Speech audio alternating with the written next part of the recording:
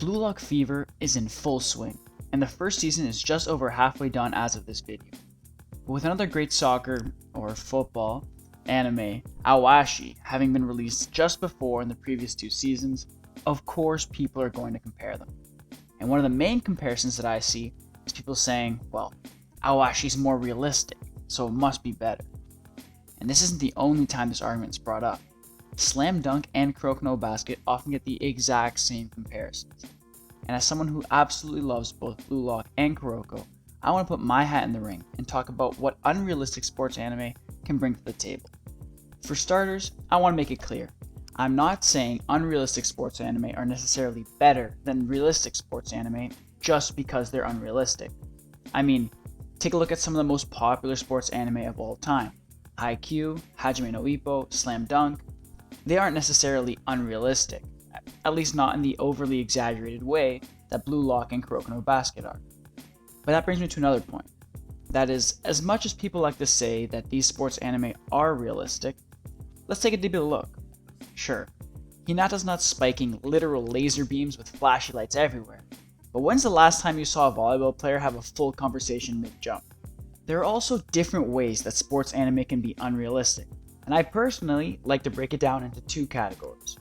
The first is exaggerating the skill level of a player to the point where nobody can reasonably expect to reach that level in real life.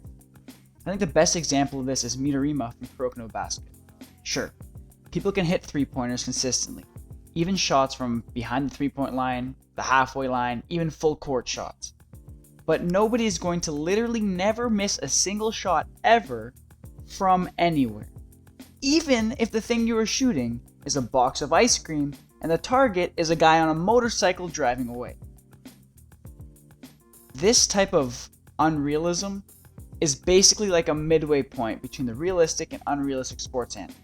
It basically pushes and surpasses the limit of a real-life player's capabilities, and we see it all the time in any kind of sports anime. My point is, even the realistic sports anime exaggerate things. That's just how anime is, it's part of the medium. The second type of unrealistic addition to sports anime typically comes in the form of basically superpowers, typically paired with some sort of crazy light show. Some examples that come to mind are Kuroko's misdirection, the special shooting techniques in Inazuma 11, and whatever is going on in Baki, if you count that as a martial arts sports anime. And I think this is what people tend to bring up when comparing a realistic sports anime to an unrealistic one. But I don't think it's a bad thing for an anime to add these superpowered abilities.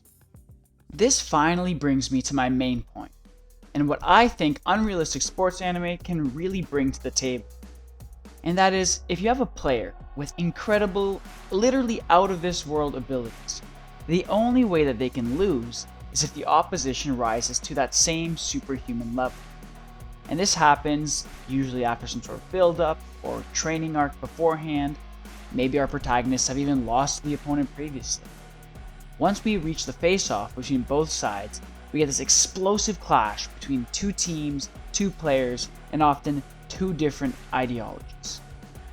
Very similarly, we see this in another genre of anime, being battle shonen.